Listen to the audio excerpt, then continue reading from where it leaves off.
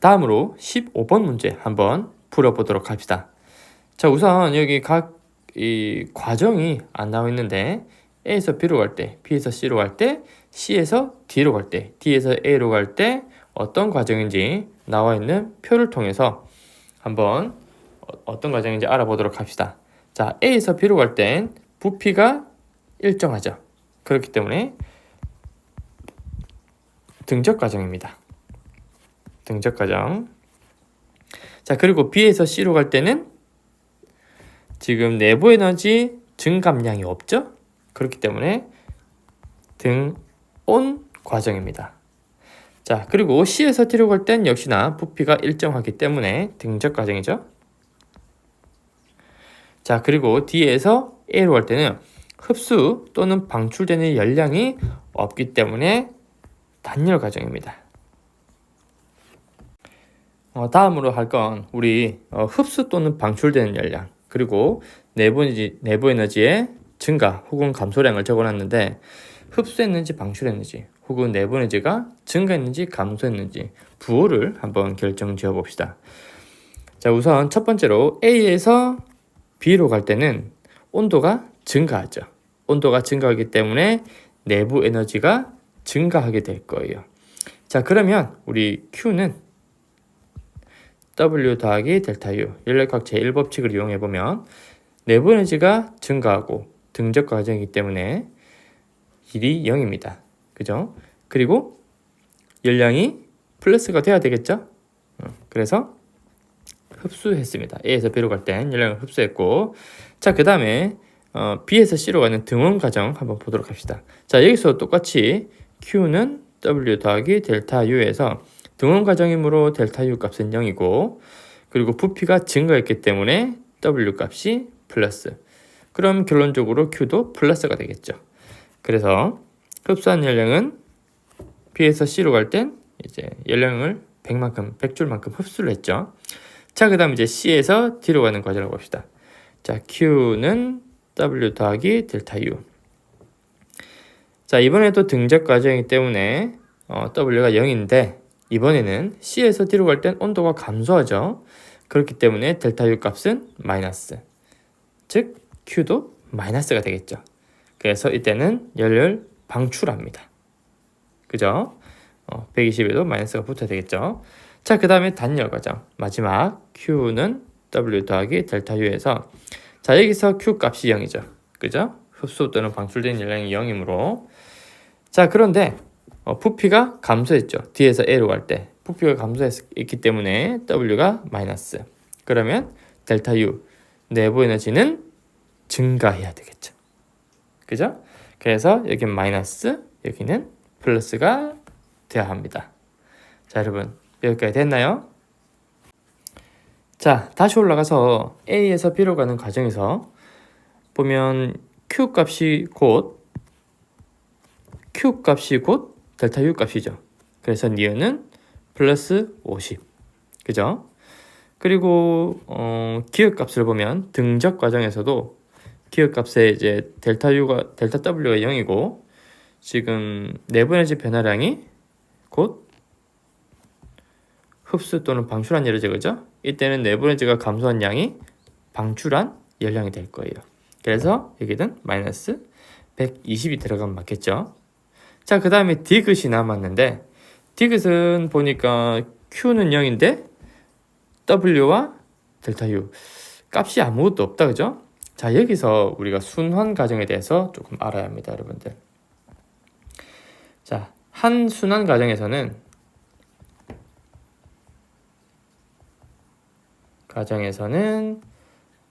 내부 에너지 변화 값이 0입니다. 자, 왜 그러냐면 여러분들 A에서 B로 갈 때 B로 갔다가 B에서 C로 갔다가 C에서 D로 갔다가 D에서 A로 왔어요. 결국 같은 온도로 왔죠. 한 순환 과정에서. 그렇기 때문에 델타 U 값이 0이 됩니다. 자, 그래서 한 순환 과정에서 델타 Q는 델타 W 더하기 델타 U죠.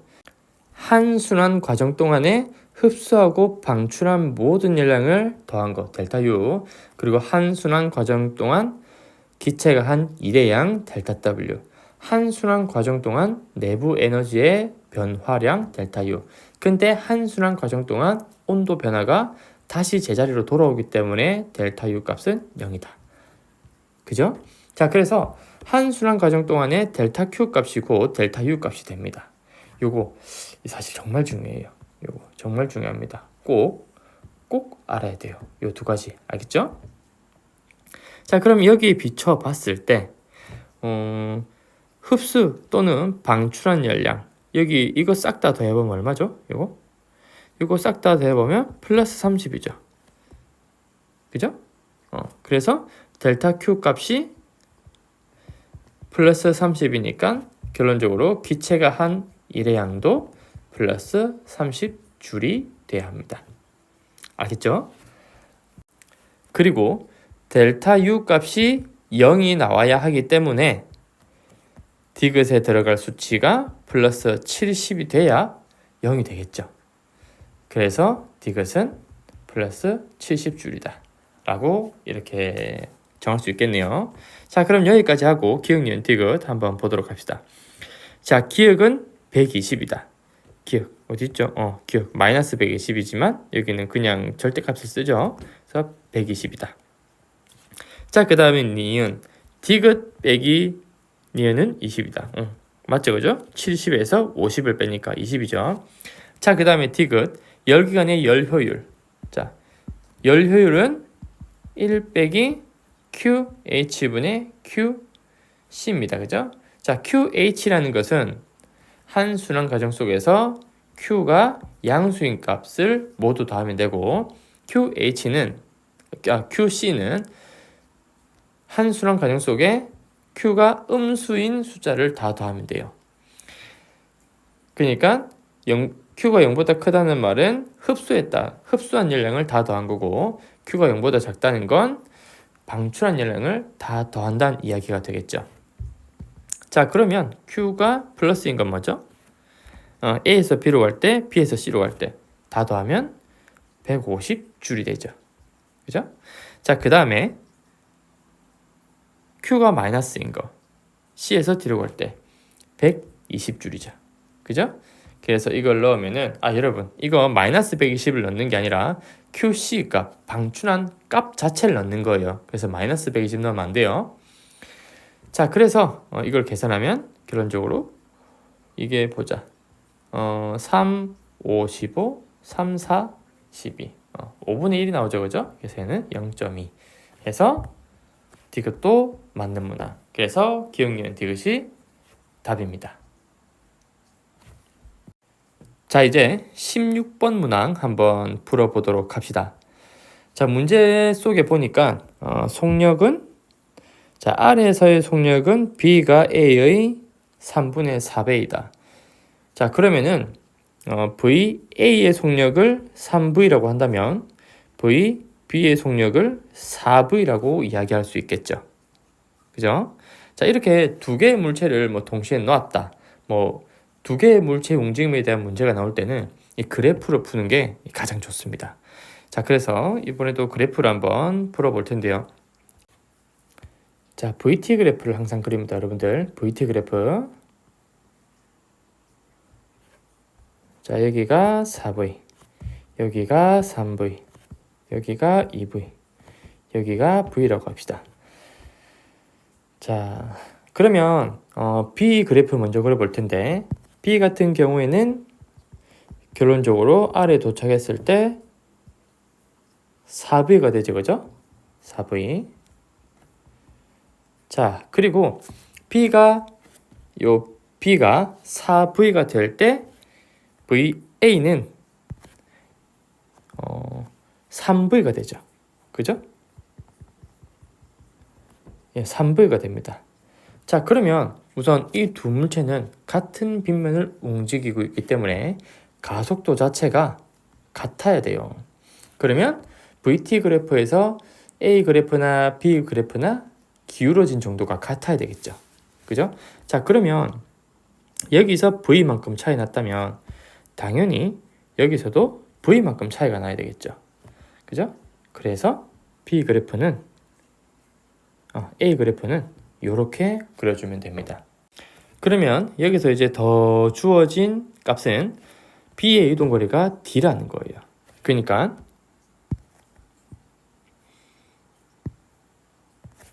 이렇게 B가 좀 두껍게 해서, 자 여기 B 그래프 있죠, 그죠? 요만큼의 면적이 여러분들 얼마가 나와야 돼요? 얼마가 나와야 합니까, 여러분? 도착할 때까지.